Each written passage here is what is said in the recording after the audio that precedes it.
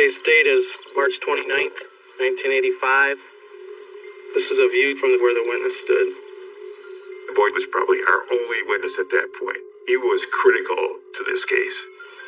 Did you hear anything? Yes. What did you hear? I heard some gunshots.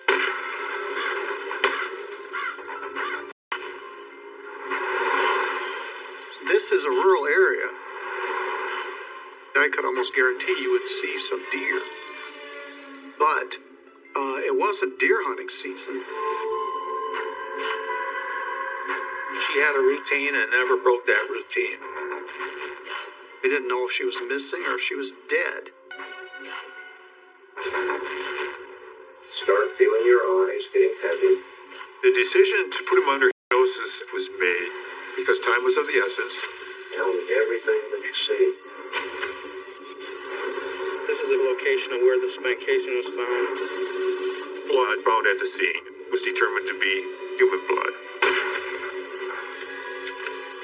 You were out there, weren't you? Out there riding around and you saw this pretty girl. Mark off my foot. That's when he'd scream out, "I'm so sorry, I'm so sorry."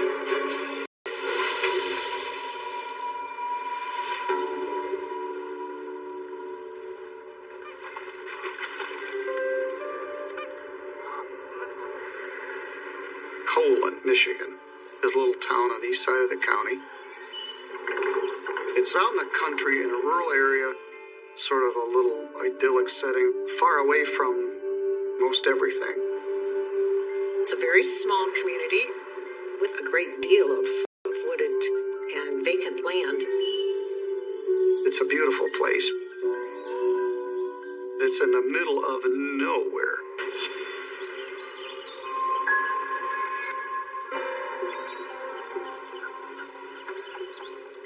In the early summer of 1985, on an isolated dirt track in the woods, a telephone technician starts his day by checking poles and lines.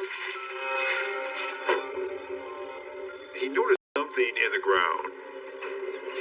It was dark. It appeared to be wet. And he looked more closely, and he saw what he thought were some blue jeans, just a couple inches down. There were flies that were swirling around the area, and he saw flesh, which appeared to be from decomposing all the law enforcement agencies. Local authorities rushed their nearest detective to the scene. When I got there, he took me back, showed me the spot. Could see the belt and skin and material. And the smell. You smell a dead body one time, you'll never forget it. It was quite a shallow grave. I could tell that the body was face down, and that was about all. The officer calls in the gruesome discovery, and soon crime techs arrive to begin the exhumation. Hours were spent meticulously going through the dirt, looking for any evidence. Exhuming this body, even as shallow as the grave was, took a long time. We saw that it was a white female. She was decomposed to such an extent that identification was impossible at that point. And the clothing matched the highly unusual missing persons report we had 8 weeks before on the other side of the county. And there wasn't anybody else missing. So we figured it was that particular missing lady. We did not know how she got there, but we could tell she had been shot 3 times. In the arm, the shoulder, and she was shot in the head. Surveying the crime scene, investigators believe the location and depth of the grave is significant. It was a very shallow grave. What must have been somebody who had been in a hurry to bury the body. The area where the body was found was a 2-track lane that run off of Ralston Road. And it run along the river. You'd have to know the area, be from the area. It'd be hard to stumble across. So we knew the killer was somebody that was familiar with this area. But we had no idea who did it.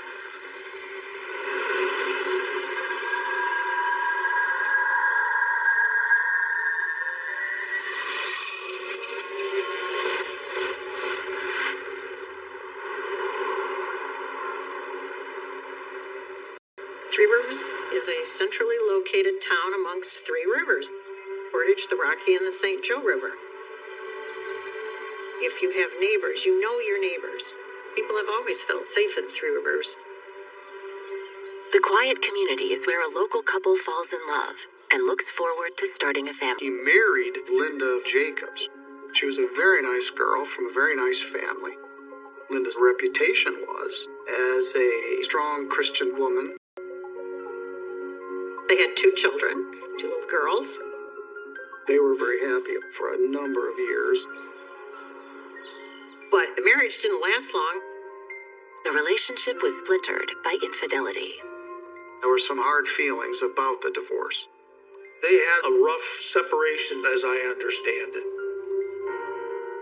And so then she was a single mom, and she was, taking care of these girls with the help of her parents. Linda was obviously in the process of putting her life back together. And she just rented a house out in the more rural area of Three Rivers out on Day Road. I was very close with the family. We met at a rural church near their community. Linda was resilient and independent and smart. I offered my home because I was traveling all over the country. And when I was in that area, stayed with Linda's parents, Paul and Evelyn. So Linda and her girls moved into my home. She didn't have outside the home employment. So Linda and the girls made a lemonade stand. She baked enough loaves of bread every month to sell them.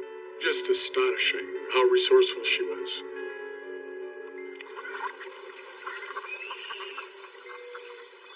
Whenever she had some time for herself, Linda loved to go walking the trails in the area. In early spring, the 26-year-old mother asks her parents to watch the kids and heads off on her walk. This was a beautiful 70-degree day. The kind of day people go out and just enjoy being out after being cooped up.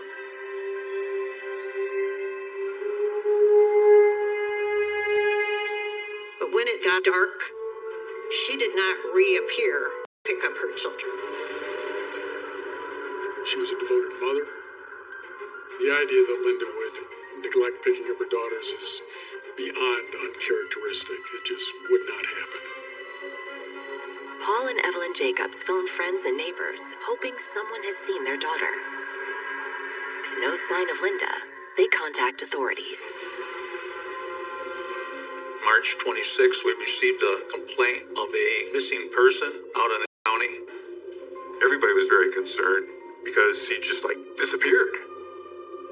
Linda had led an exemplary life. She never had been in any trouble. She didn't drink. She didn't use drugs. She was active in her church. It was a real concern to find Linda. Was really all hands on deck. Her parents were very upset. They told us what Linda was wearing and gave us a picture of her. They were absolutely certain that she had a walk routine. They said she walks at a certain time and she takes a certain route and never broke that routine. We went out to the area the next day. A large number of law enforcement officers in canvassing.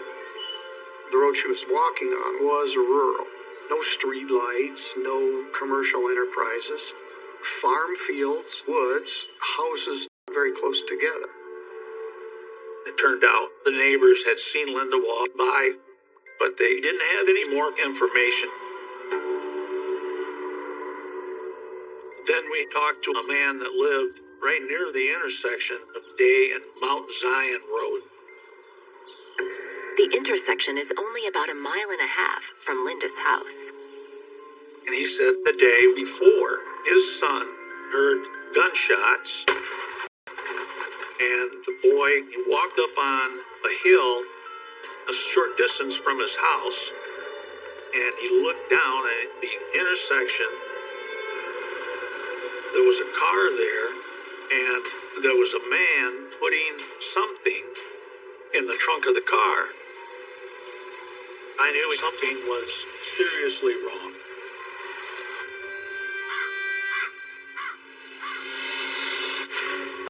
Do you remember this man that you saw? Do you remember what this man's hair looked like, Todd? He had a very part. This part here, you mean? Yes, it was that. We waited to see how the ex-husband was going to react. You give him a little rope, maybe he'll hang himself if he's involved.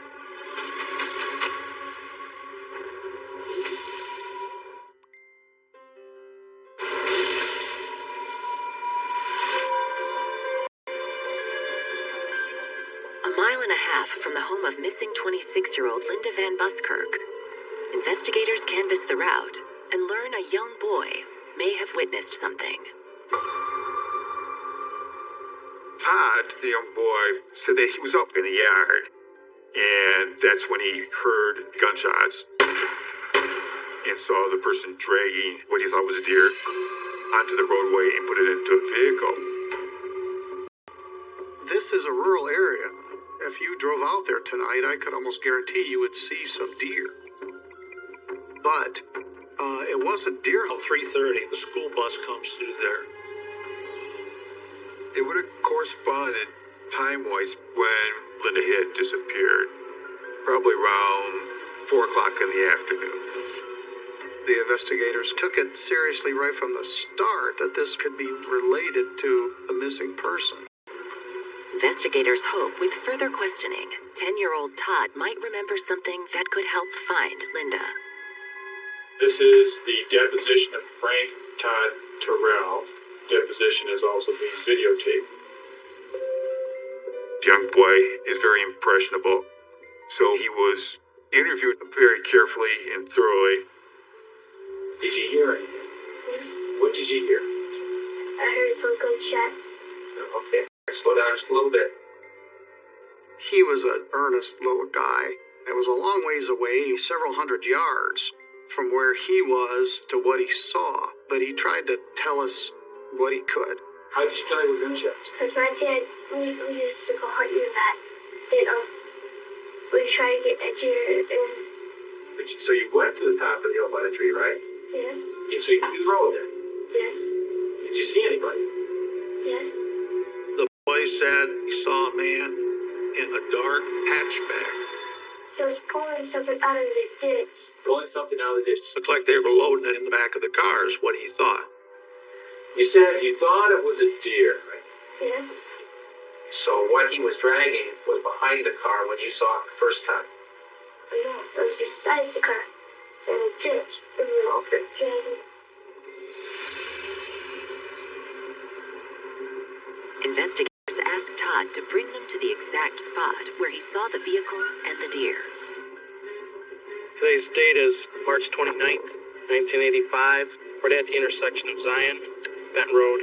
This will be a general view of the crime scene. We went out and canvassed the area. This is the location of the witness. Approximate location as he viewed the incident. This is a view from the viewpoint of where the witness stood. Investigators determined Linda's walking route would have taken her through this exact intersection. We went down to where the boy said this is where the car was at. And about maybe 15 feet off the edge of this road, we noticed a blood spot. There's a significant amount of blood. Probably about 12 to 15 inches in diameter. But we didn't know if it was animal or human. So we needed to get the blood tested. We collected samples of the blood from where the blood spot was. This is the location of where the spent casing was found. Found shell casings. And it turned out that brass casing was from the jacketed hollow point, which at the time was a common bullet for police officers, but not real common for the public. The discovery of the shell casings confirms Todd's story. Tape is now concluded.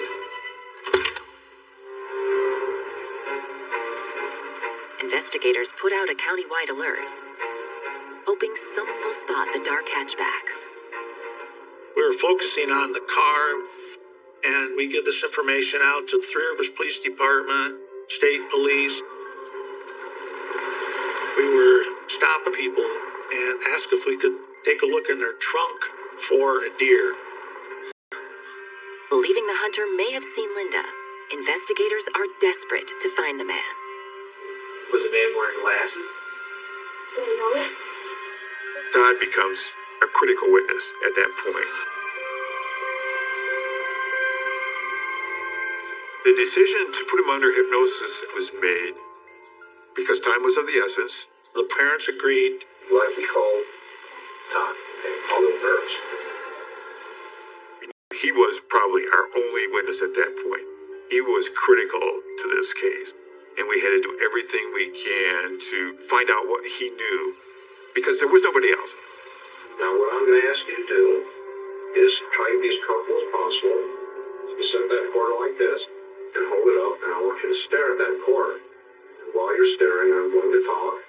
And when we're all through, it's yours. Okay? Start feeling your eyes getting heavy. Tell me everything that you see. The guy that was looking out of the ditch. What was he pulling out of the ditch? The girl.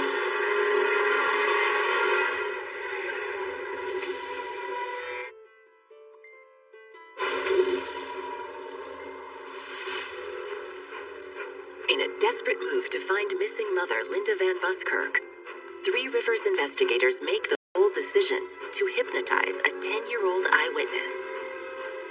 When he was hypnotized, Todd said that there was this struggle with a man and a woman out on the road near his house. It was not a deer that was put in the trunk. What was he pulling out of the ditch? The girl. Tell me what it looks like and what you see. What do you see? Brown shoes. Open and fat. Butter in a car. The hypnosis confirms investigators' fears. The theory was that Linda was missing and a man had abducted her.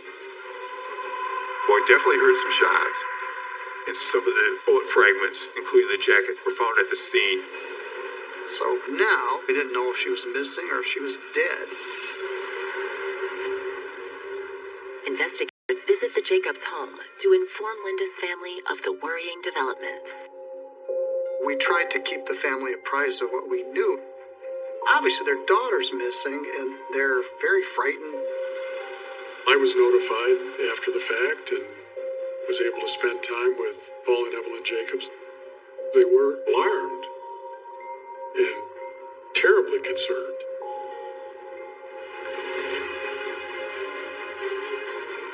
The search for the dark hatchback expands as neighboring counties are notified and more people step in to help.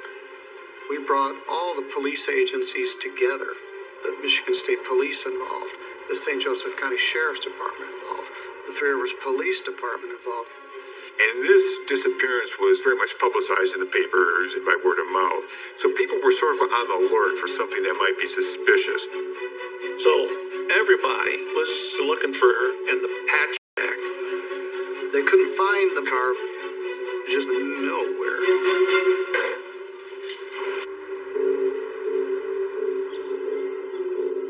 Detectives are pursuing every possible avenue, starting with Linda's ex-husband, Three Rivers police officer Bruce Van Buskirk. You had this question mark about her ex-husband, Bruce, as a suspect. Would he have been a part of the incident? They had a rough divorce, and then you add the fact that he was a police officer for the city of Three Rivers, and the jacketed hollow point casings at the scene were type of ammunition law enforcement carry. That's definitely suspicious. Officer Van Buskirk insists he was on patrol at the time Linda went missing, but there's no concrete evidence to support his alibi. He was still up on the list. We never forgot him or put him on the back burner. We just waited to see how he was going to react. You give him a little rope Maybe he'll hang himself if he's involved. With the young mother missing more than 3 days, concern escalates when the blood report comes back from the crime lab. The analysis confirmed what we suspected.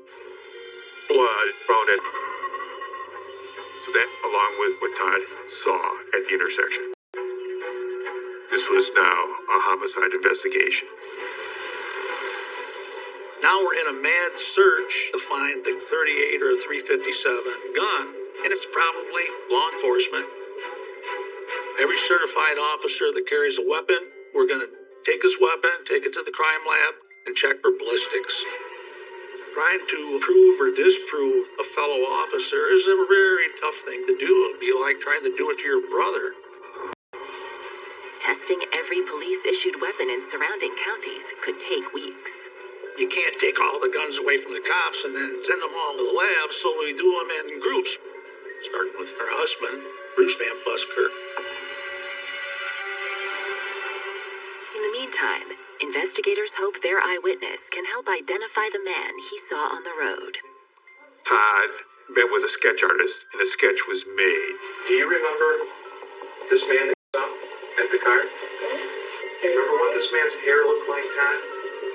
Yeah, he had his hair curved the wrong way. What do you mean curved the wrong way? Like he was carved the wrong way. This part here, you mean? Yes, it was, yeah.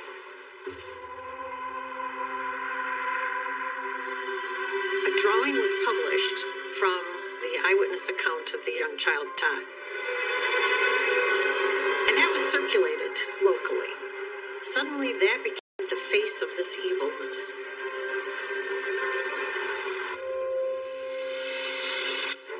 Fine, everybody take a quarter turn to the right. Does that look like it?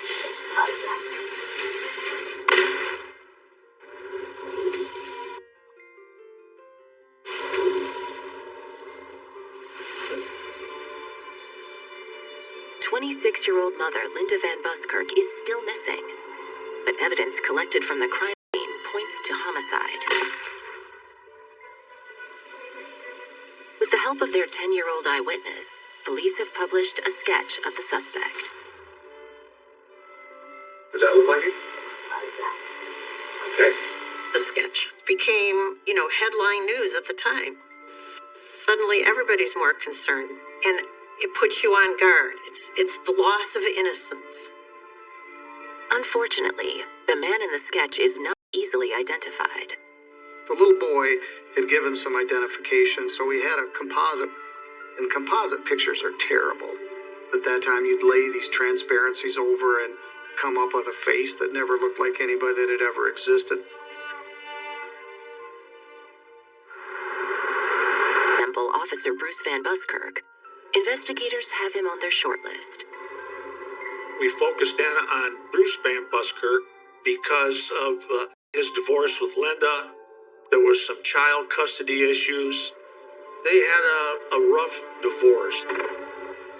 There's a financial benefit in a divorce, especially if he gets custody, and he was fighting for that. He was a 3 Rivers police officer, and he is a firearms expert. Ballistics analysis soon confirms the bullets found by the road did not come from Officer Van Buskirk's gun. It is still possible he used an unidentified gun, but for now, there is no proof he's involved in the crime. Investigators turn their sights to the other man in 3 Rivers who had a close relationship with Linda. Jim Briney was the owner of the property that Linda was living at. She was divorced, he wasn't married, he wasn't from 3 Rivers. Who is this guy, and why is he talking to Linda Van Buskirk? So they get him in and they treat him quite harshly. We worked him over really good, verbally. Investigators are soon able to confirm Jim's alibi.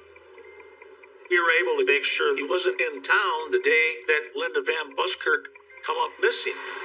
And so we were able to clear him.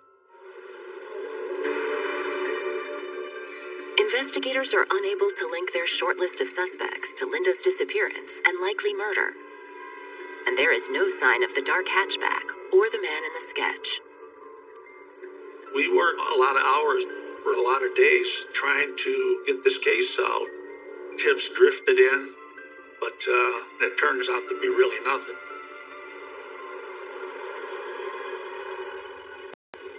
Six weeks pass with no new leads, and investigators fear Linda may never be found.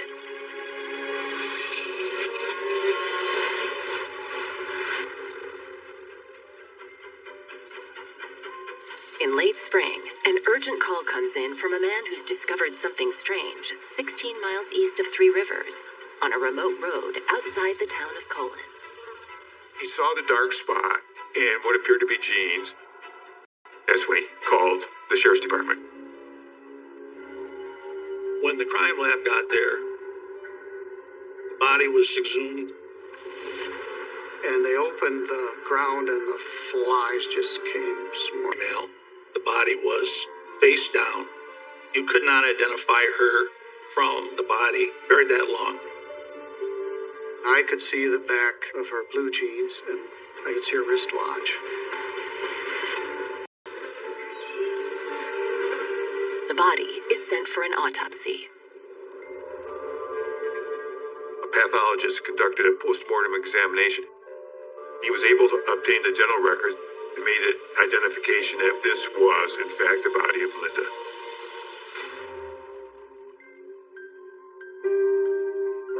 I actually knew her.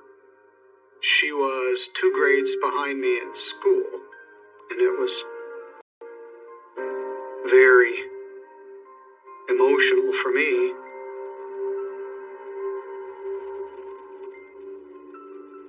The autopsy ruled out sexual assault.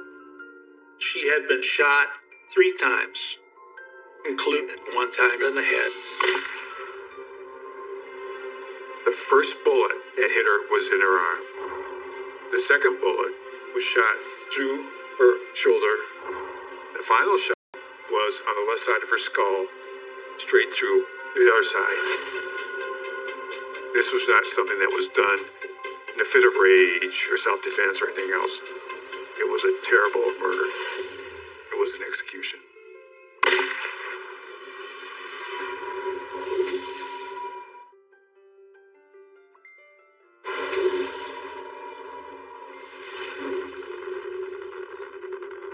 The body of Linda Van Buskirk has been found on a 2-track dirt road outside the town of Colon, Michigan.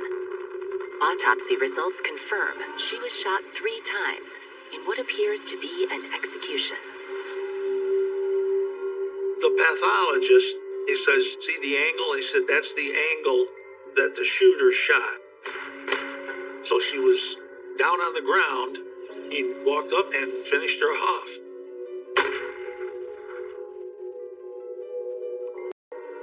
When Linda's body was found, it was devastating for Paul Jacobs and for Evelyn and Linda's daughters. They were just profoundly devastated.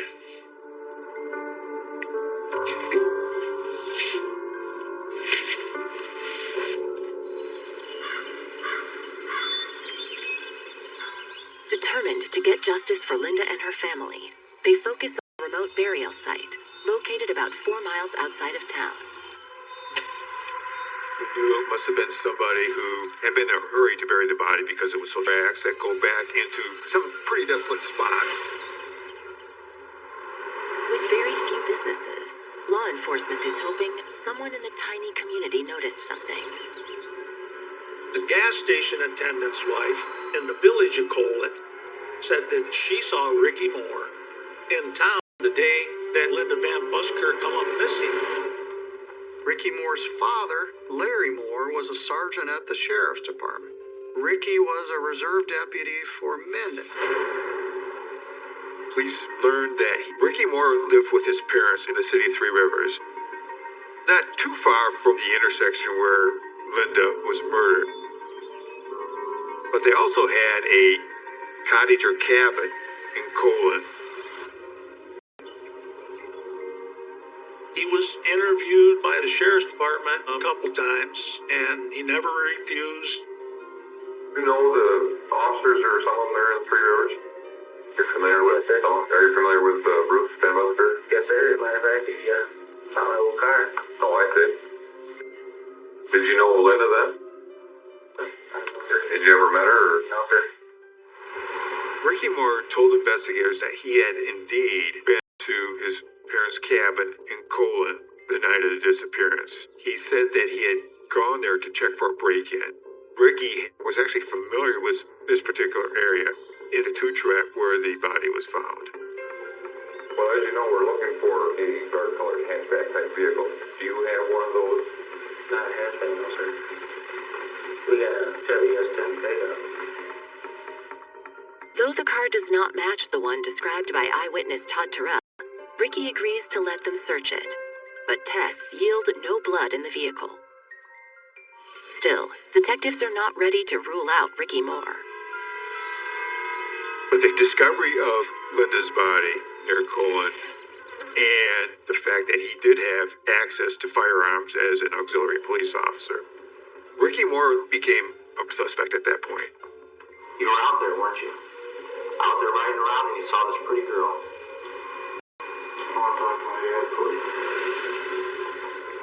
The interview has its desired effect.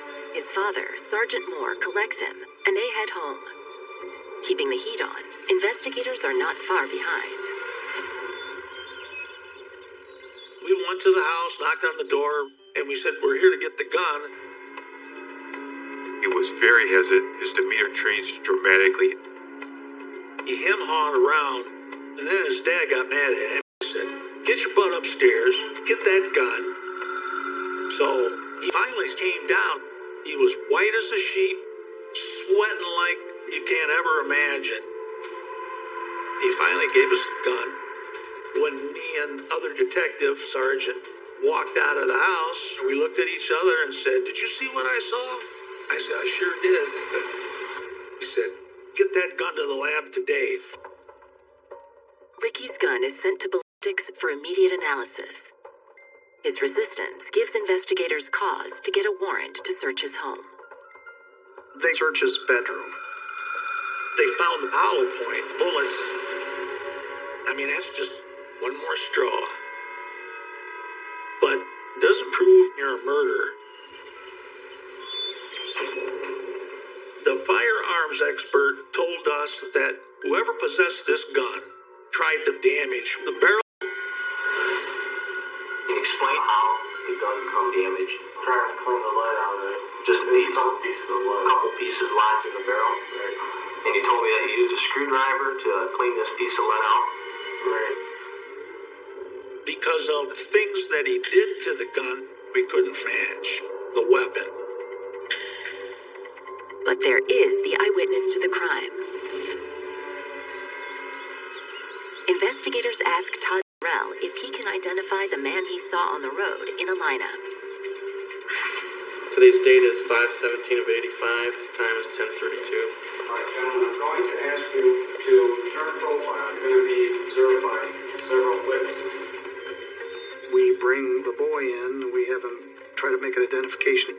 And Todd would look through this window, one-way glass. Everybody take a quarter turn to the right. Once again, quarter turn to the right. Unfortunately, Todd said he didn't see the person who had been at the intersection in the lineup. In fact, this sketch of the person that Todd made didn't look like Ricky Moore at all. But that doesn't mean he didn't see him. It's just, well, the boy wasn't able to identify him because he's 200 yards away. It's a disappointing blow to the case. Investigators return to Ricky's firearm, hoping critical evidence can be salvaged. If recovered, the unique lands and grooves transferred from the barrel onto the bullet are considered to be the gun's ballistic fingerprint. Investigators continued to keep firing rounds through Ricky Moore's firearm until it cleaned out enough that he could make a comparison. And eventually, I got a call, and he said, "Are you sitting down?" He came from Ricky Moore's firearm.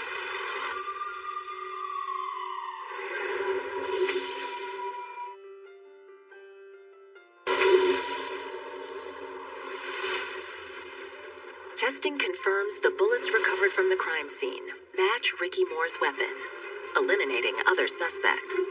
It was clear to us that we had sufficient evidence to charge Ricky Moore.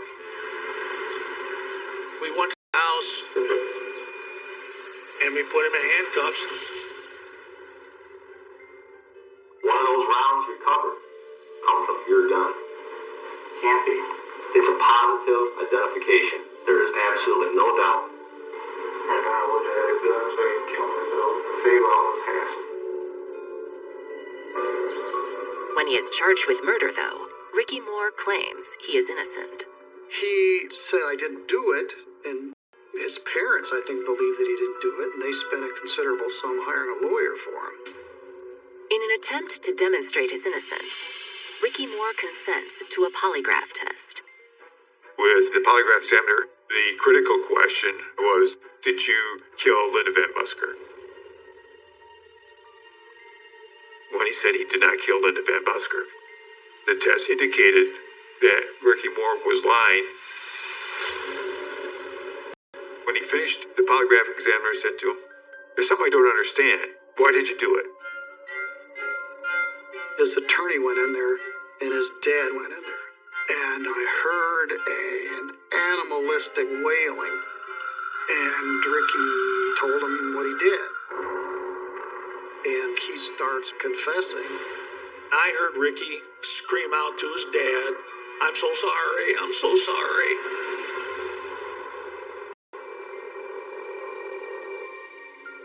Investigators can only speculate about Ricky's motive for killing Linda. Most of these cases like this are sexually motivated, and he was kind of a loner. He had purchased a car from Bruce Van Buskirk, so he'd been out to Van Buskirk's house, and he saw her there. The theory is that he was interested in her, and he stalked her, and that he was rebuffed by her, and he killed her.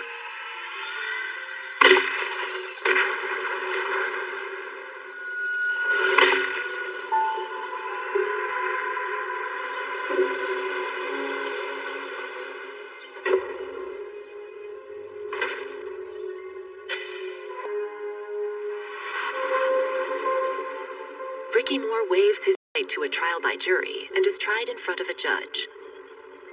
Tensions are high. Ricky Moore pled not guilty by reason of insanity. The prosecutors present the case and show evidence to support a conviction. We find the body in Colon. He's got no firm alibi. He's reluctant to give up the gun. He scratches the barrel to affect the ability to identify it. Then that gun is matched to bullets that killed Linda Van Busker.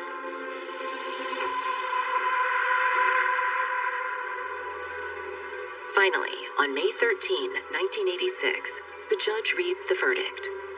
Judge Corsilia rendered his opinion of guilty in the first-degree murder.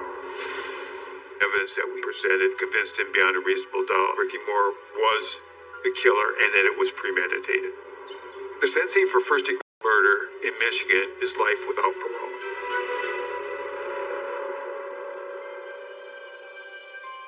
Linda Van Buskirk was taken too soon, but she will never be forgotten. I think about how exquisitely good and beautiful she was, in every sense of the word. That just compounds the tragedy and the horror of the loss, Linda's life.